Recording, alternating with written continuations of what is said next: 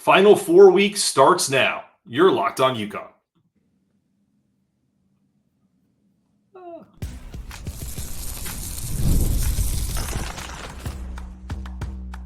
You are Locked On UConn, your daily podcast on the UConn Huskies, part of the Locked On Podcast Network, your team every day.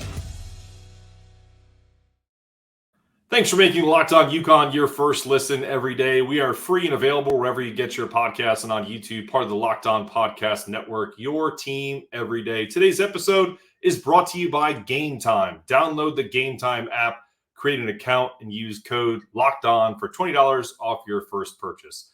Well, without further ado, we're joined by the University of Connecticut's Director of Athletics, David Benedict. David, welcome to Locked On UConn. Hey, Mark, it's good to be with you. Thanks for taking some time. I know you're with the women in Portland, getting ready for their Elite Eight game against USC, and we're going to get to that in the second segment. I've seen numerous media outlets today have Dan Hurley on. I believe he was on Colin Cowherd and part of my take of Barstool. Even Alex Karaban did a show with a local podcast that we'll talk about today, and some of his comments have made some big news. My first big question the fans want to know, what do you think of Larry David hating on coach and coaching too hard against Illinois? I know a lot of people made a big deal about it. He obviously, I guess, was having a good time with whatever he was doing. I was focused on the game, and that's about all I got to say about that. So I don't. Yeah, I know a lot of people. He's obviously there's a lot of people that love him and love what he does. I certainly like Seinfeld, and so I can respect him as a talented individual. But yeah, no, hey, listen, if he's familiar with our coach, he knows that Dan wasn't about to stop coaching at the 10-minute mark in the second half for the right to go to the Final Four. So absolutely not. Well, I also think it's kind of an ironic thing because his comedy is satirical, and Dan even said today that he feels like he could be a character on either Curb Your Enthusiasm or Seinfeld. So I think there's some truth to that too. Yeah. Well, I'm focused on the game. So absolutely. In your stop in college athletics, what makes UConn stand apart? You've been here since 2016. Obviously, we all know about the basketball capital of the world. But what outside of that, which is a huge thing, what stands apart in some of the areas that you can talk about? Yeah, it's a good question, and I'm not sure. Dan recently talks about the formula that he's created. I'm sure Coach Calhoun had his own formula and how he went about things. And Coach Auriemma has been doing it. Next year will be 40 years at the University of Connecticut for him and his career, and just all of the amazing success. And we've won national championships in quite a few other sports, which, in our present day situation, which is not similar to when we were in the Big East before, the Power Five took over the BCS era. It was a little bit different, but to do that consistently now and to compete for championships in this new world order that is, college athletics, it's really remarkable. And so, look, I think it's a combination of things. I think it's, a history of bringing really talented, Hall of Fame level coaches to the University of Connecticut. I can't speak to why each one of those individuals made the decision to come to the University of Connecticut, but they did, and they stayed. I'm sure there were plenty of opportunities for a lot of these coaches to take or look at other opportunities, and they chose to stay.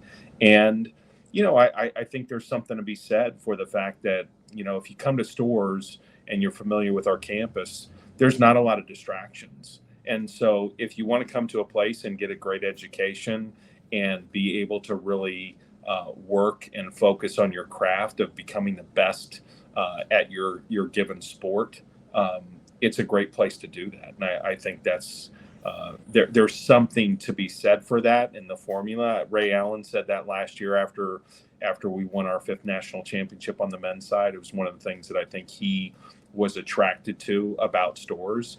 If you are serious about your craft and your sport, you want to become the best, it's a great place to do it. No, it's a great point, and that leads into my next question.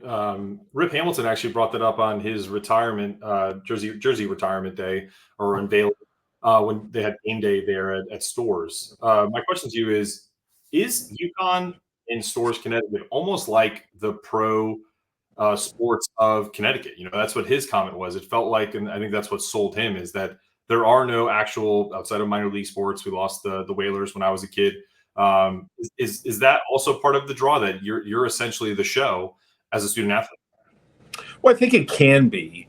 I wouldn't want to say I've been in towns and markets where there's been professional sports. I think for the university, obviously we're the state flagship, and we don't really have a peer as it relates to that piece of it from a public research institution within the state of Connecticut. Obviously, there's great academic institutions throughout the state that are private, but being a state flagship and having successful competitive Division I athletics sets us apart in the state. And because we don't have professional sports anymore, I don't know what it was like when the Whalers were in town, but yeah, it puts you in a position and gives you a platform throughout the entire state where if you're good, you're going to reap the rewards of being on that pedestal. And so, look, it's fantastic when we can be in a position where we've got the whole state behind us, and there's not a division where, hey, I'm supporting this school versus that school. And so it really gives you an advantage from that standpoint. And it's obviously exciting for me as the leader of our athletics program, but the university it's great for, and our student athletes, because they feel, that groundswell of support. And when you go to Brooklyn, and when you're in Manhattan, and when you're up in Boston, and you have the UConn Nation support behind you, and you're taking over arenas in multiple locations, that is the benefit, I think, of being in the position that we're in. Yeah, no, I agree. Is there anything else that you can add to tell fans of UConn, but also anyone else that casually ends up watching this interview, about the job that Dan and his staff have done replacing what they lost to graduation into the NBA, and then still being in this position, going to their 7th Final Four and repeating for a national championship? I don't know that, getting into the weeds with, number one, we probably don't have enough time. Number two, to say that people really appreciate what goes on every day in making these decisions, and obviously the way that the recruiting cycle, the recruiting process has changed.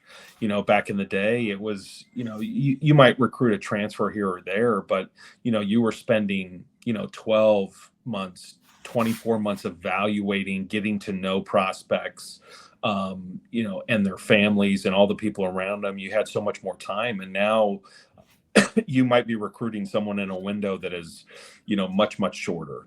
And so to make these decisions, to build and construct a roster, over the last several years, in which they've continued to develop young kids that are contributing to the success of the program. They've brought in transfers very successfully. I mean, I don't want to sit here and say that I know every single roster to say that we've done it better than anyone else in the country, but it's hard to argue with the success of the individual transfers that staff has brought into their program. Tristan Newton and Joey Calcaterra and Naheem Aleem, and it just goes on and on. And so I would just tell people that as hard and as difficult as they might think that it's been for them to achieve this, it's harder. because I don't think the normal person can appreciate everything that's going on a day-to-day basis that they're dealing with and they're managing. And so, it's a huge credit to not just Coach Hurley, but to that entire staff over there, because they work extremely hard, and there's not a bunch of days off on that staff. That group works on a 365-day basis, and they love doing it, and that's why we're reaping the rewards right now. Couldn't say any better than myself. We are going to talk about that and more. We're talking about the women's game tonight, right after this.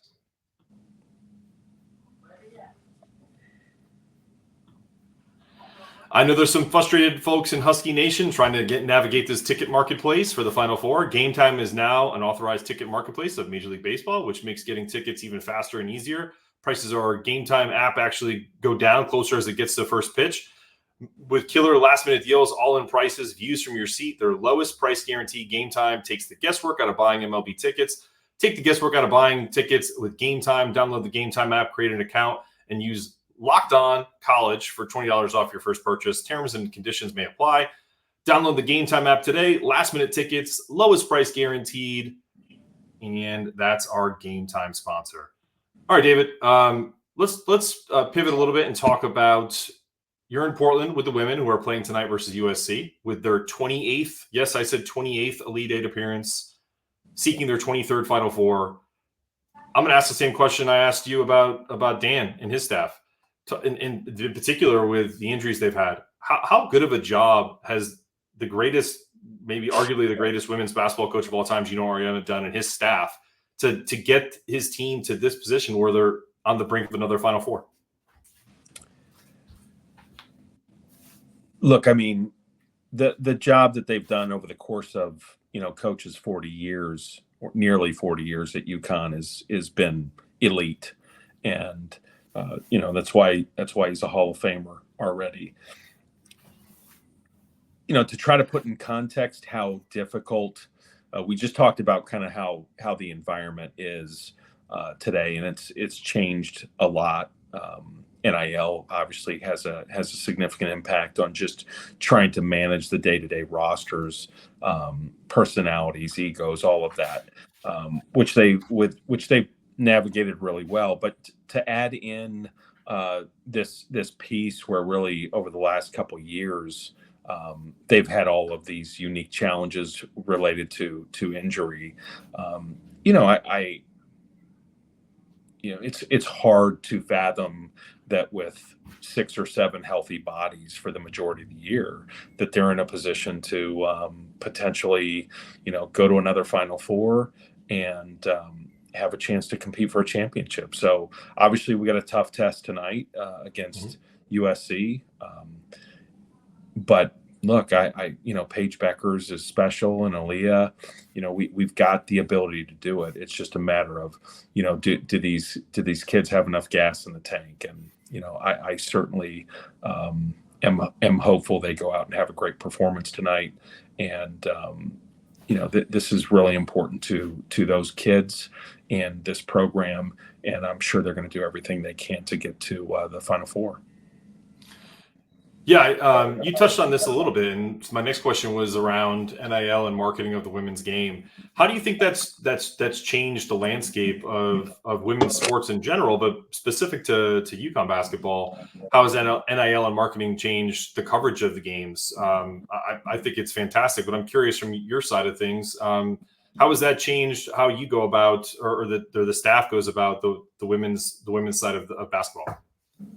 Well, because of the platform that's been created, at UConn, and the attention that you have the opportunity to garner if you're a women's basketball player at the University of Connecticut, you're in a really advantageous position. And then on top of that, if you've done anything to build your own brand, to create whether it's social influencing, or just a well-conceived brand, you have a great opportunity in this environment. And I think that's the one thing that while there's a lot of people that have differing opinions about NIL and its application right now within college athletics, the one thing that I am very pleased to see is that our student athletes in multiple sports, but specific to women's basketball right now, they are engaging with, extremely well-known national and international brands. And that's not happening because that brand wants UConn to be successful. That's happening because they're interested in partnering with our student athletes to help their own brands, which I think is really the epitome of what NIL was supposed to be about, is, giving our student athletes the opportunity to lend and own their own name, image, and likeness, and to be able to monetize it. And that part of what's happening, in this current environment, I think is great. Yeah, and I'm curious because as you touched on it a little bit, I don't think there needs to be a grand statement here, but I'm curious from an athletic director's standpoint. Do you think it's too late to make changes to NIL for those who are detractors to it or that feel like there are problems with it? Nothing's perfect. I think the nature of it is the spirit of what it means is there. But do you think it's too late to the toothpaste is already out of the tube, right? Is it too late to put it back in and set restrictions, or what are your thoughts? Yeah, I don't know in terms of when you say, we're going to put the genie back in the bottle. I don't think of it in those terms. And I think, look, change is going to be constant in this environment. And for the most part, it is in any environment. The thing that I think the difference is you have two forms right now of the way student athletes are what I would refer to as monetizing NIL. One aspect of NIL is what we just talked about, which is truly, student athletes having opportunities, whether it's in local markets or national markets, to engage with small business owners, corporations that want to engage them in whatever their marketing plan is, or their sales process, or leadership, or whatever it might be. But they're being engaged because that company wants or feels that they would bring value to them in some way. And then they get compensated for that. Mm-hmm. The other aspect of NIL, which I think is probably the part where there's more consternation, is you have what is referred to as collectives, which is really just a group of individuals. Most of the time it's people that are fans, supporters, donors of a university athletics program that are pooling dollars together and then creating opportunities for student athletes that attend that school, and they're compensated for it. That is, great for student athletes, but it's not necessarily being done in a way that is strictly because someone's trying to engage them to help their brand, or it's more about creating opportunity for student athletes so they'll, come to your school, or they'll stay at your school. And so that's probably the area in NIL that people are more concerned about, and how that is happening, which is very interconnected with the whole transfer piece. And so, when you start looking at some of the things that are going on, where you have student athletes coming to one school and having and engaging in NIL and then leaving 6 months later or a year later, look, right now there's no prohibitions to coaches or administrators from doing similar things. And so there's this free market right now that I think is really difficult within the enterprise. And do I think that there needs to be more structure around all of that? Yeah, I think it's probably too much of a free market, if you can say that. But at the same time, look, we've limited student athletes for so long that the pendulum has swung probably to the totally opposite side. And, that's sometimes what happens. You go from one end of the spectrum all the way to the other. And then hopefully at some point in time, you can kind of move more to the middle. But, look, at the end of the day, we got to try to stay focused on what the core responsibility is and the core vision of what college athletics is all about. And it's still about providing opportunities to young people so that they can get an education, they can get a degree, and they can develop, as an athlete and achieve, whatever it is that their goals are in sport. And so, all of the other stuff is very much a distraction, or can be, but there is a positive side of this, and that student athletes are being allowed to, expand their ability to do things to help themselves, to help their families, and that's a positive piece. So we have to build on that in a way that makes sense for everybody. No, makes sense to me. We're going to talk about a little more on both the men and women's program in our last segment after this.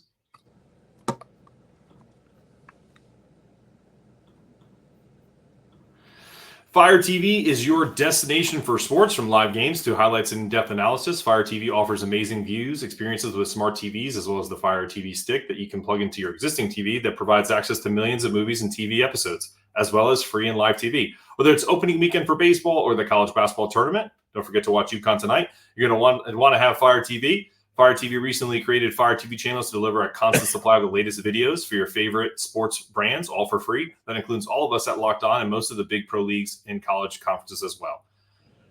Check out Fire TV channels on Fire TV and Alexa devices. If you haven't checked out Fire TV channels, you should. Trust me on this. To learn more, visit www.amazon.com/LockedOnFireTV. All right, David, last segment here. Let's go back to the coaches here for a minute. You have three of the more interesting personalities in your major sports. You have Dan Hurley, Geno Auriemma, and Jim Mora Jr. Have you ever been around a collective of personalities that range from funny to superstitious to media friendly to probably maybe some media hands off? I'm just curious. Like, I don't know an athletic director that has had that collective, a group of in this side, men that lead your major programs. Yeah, I don't. I mean, I don't. Thinking off the top of my head, I mean, I've been around some great coaches, but certainly the individuals that you just mentioned, they're all extremely accomplished as individuals and coaches, and they all handle media differently, and they all have their different personalities. But yeah, I mean, extremely competent, successful individuals. And I think one thing about successful coaches is they're all very intelligent people, because it's such a complicated time to try to manage a program. It's I'm sure a lot of coaches, and I think you've seen some defections in college football recently. A lot of people leaving from college to go to the NFL, and kind of the feedback is, well, I just want to get back to coaching. We saw the coach from UCLA go to be an offensive coordinator at Ohio State. His comment was, I forgot how much I love coaching because I never get to do it. So there's just so much else on all of our coaches' plates today that it's truly not necessarily just about the X's and O's. No, that's a great point. But to that point, and you kind of touched on this a little bit in the last segment with NIL, future UConn plans. I know you're not going to break any news here. I'm not asking you to, but with conference like Realignment and football being such a huge part of that, is any conference safe at this point? Like, us being in the Big East, UConn football being an independent, what options is the school looking at for the future? Yeah, well, a lot of people, really since I've been here, the past 8 years, there's always been talk of conference related topics and relative to UConn. And so that's nothing new. I think, obviously the critical piece is, we're very successful and competitive, both from a conference standpoint as well as, nationally. And that's something that, philosophically, I think is very important to the University of Connecticut. It's very important to the people that support our programs, and I think it's very important to our coaches and the student athletes that we attract and recruit to Connecticut. And so, we want to make sure that we're in a position where we can continue to be successful at that level. And I do think that some of the conversations that are happening, some of the conference realignment, can potentially, put that in jeopardy. And do I have a crystal ball as it relates to how things are going to play out? Absolutely not. I wish we did. What we need is some really good leadership to design, a structure moving forward that, we're providing, what people think is continues to be a great opportunity for young people. And whether that means shared revenue or more opportunity from an NIL standpoint. In some cases, obviously the academic and education piece is really critical to that. But we've got to create a structure where universities can continue to be successful and survive throughout of what is going to be a very difficult economic time moving forward. Because, one thing that's happening, Mark, that I'm not sure, how many of your listeners or people are thinking about this, but there's a little bit of a population cliff that is approaching here, where there's just going to be a lot less college age eligible undergraduates, not talking about college athletes, just talking about from a population standpoint, there's not as many young people that are going to be going to college. And that's a national thing. It's not a Connecticut thing, Northeast thing. And so there's going to be more competition just to get the undergraduate student on your campus. And some people will be successful in that and some people won't, but that's going to put more pressure financially on universities and higher education across the country. And it's not just at UConn where we're challenged financially as it relates to how we fund our athletics program. It's the majority of intercollegiate athletic programs around the country. And so that will put more stress on the system. And we need to create a structure in which we can continue to provide these opportunities. And while there is a small percentage of Division I athletic programs that have resources where they can pretty much do everything they want to do and more, the majority of us are not in that situation. And so when you're seeing, athletic department budgets of $250 million, that's a handful of places around the country. Even some of the bigger schools within some of these conferences that are distributing $50 or $60 million in media revenue, they're not putting 100 or 110,000 people in their football stadium 6 or 7 weekends a year. And so there's a large disparity within those athletic budgets, even within, the Big Ten and the SEC from top to bottom. And so, look, we've got to securitize the opportunity for student athletes to continue to be able to come to universities on scholarship and get opportunity to develop as young people. And so there is going to need to be change. What that looks like, is football going to break off?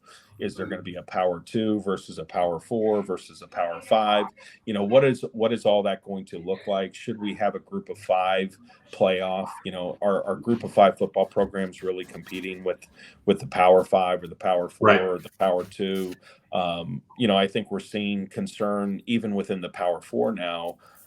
Within the context of what's going on in the ACC, where there's concern, is a Clemson or a Florida State going to be able to keep up with those teams in the SEC and the Big Ten when there's such a significant financial distribution disparity? And so, how do you expect, if those kind of programs are worried about it, how do you expect the rest of the Group of 5 to compete? And so when we're talking about the CFP and access, and whether it's 12 or 14 teams, what are we really talking about here? And so I think there's a lot of things within the context of college athletics that need to be focused on and worked out.